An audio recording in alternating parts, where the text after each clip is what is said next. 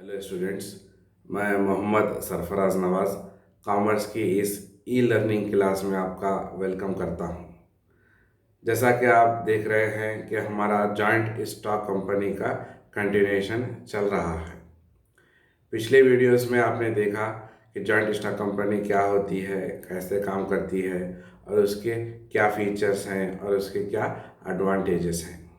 आज की इस क्लास में हम बात करेंगे जॉइंट स्टॉक कंपनी के डिसएडवांटेजेस के बारे में।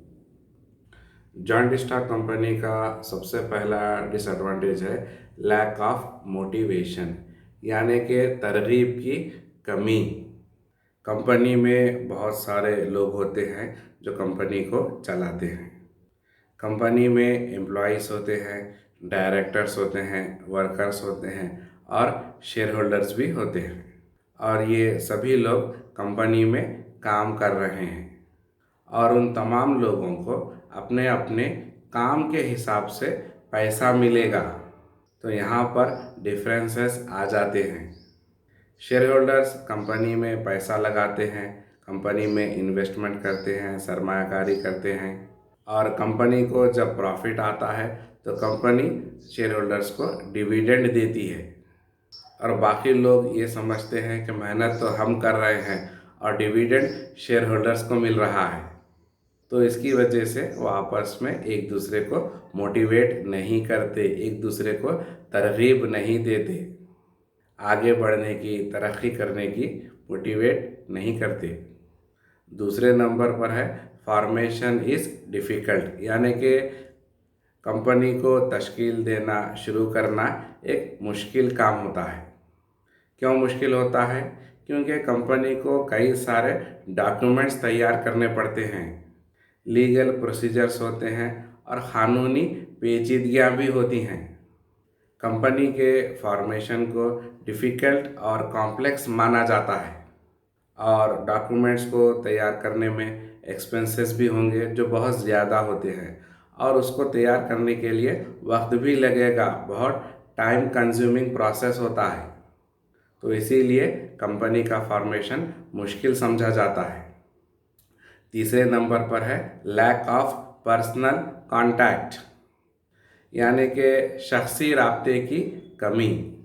कंपनी चूँकि बिज़नेस चला रही है और बिज़नेस भी बहुत बड़ा बिज़नेस चला रही है, तो कंपनी हर किसी के साथ पर्सनल कांटेक्ट नहीं कर सकती। ना तो कंपनी अपने किसी कंज्यूमर से मिल सकती है और ना ही किसी सप्लायर से मिल सकती है। पर्सनल कांटेक्ट नहीं होने की वजह से कंपनी को मुश्किलात पेश आती हैं। चौथे नंबर पर है लैक ऑफ बिजनेस सीक्रेसी, यानी कि कारोबार के राजों को राज में रखना मुश्किल होता है।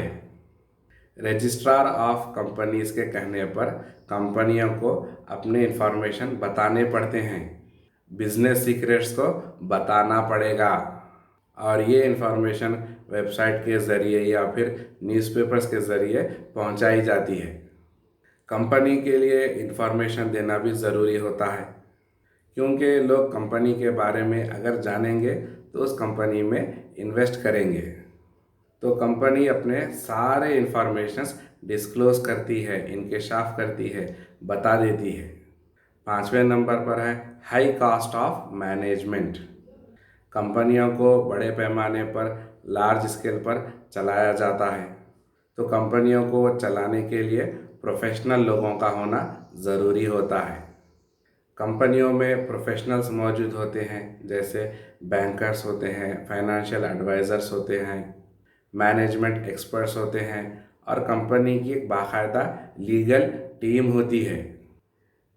तो इन सब प्रोफेशनल्स को पेमेंट करना पड़ेगा जो बहुत ज़्यादा रहेगा, तो कंपनियों को इन पर ज़्यादा खर्च करना पड़ेगा, तो कंपनियों का खर्चा ज़्यादा होगा।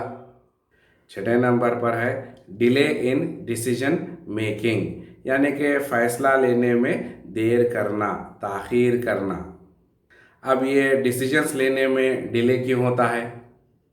कंपनी में बहुत सारे रेजोल्यूशंस पास करने पड़ते हैं और बहुत सारे अप्रूवल्स भी लेने पड़ते हैं, और कंपनियों को कई मीटिंग्स कंडक्ट करना पड़ता है। जैसे बोर्ड मीटिंग होती है, शेयर होल्डर्स की मीटिंग होती है और फिर जनरल मीटिंग्स भी होते हैं और इन तमाम मीटिंग्स को कंडक्ट किया जाता है।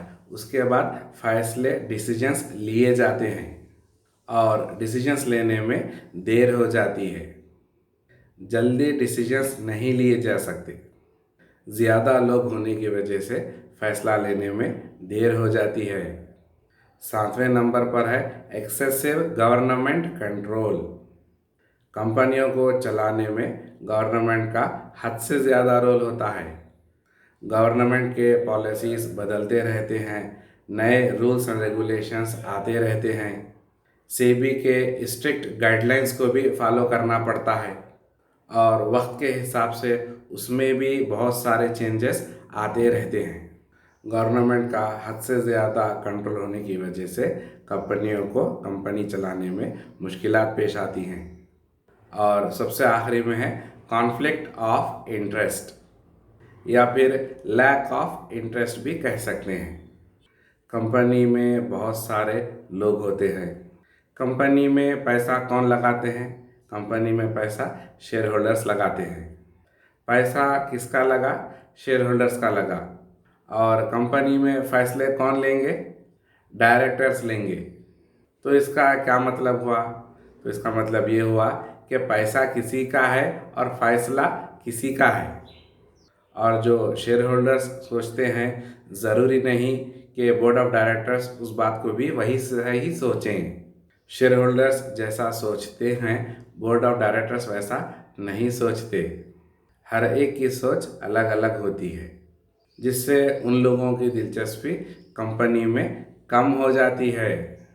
तो समझ में आए जॉइंट स्टॉक कंपनी के डिसएडवांटेजेस।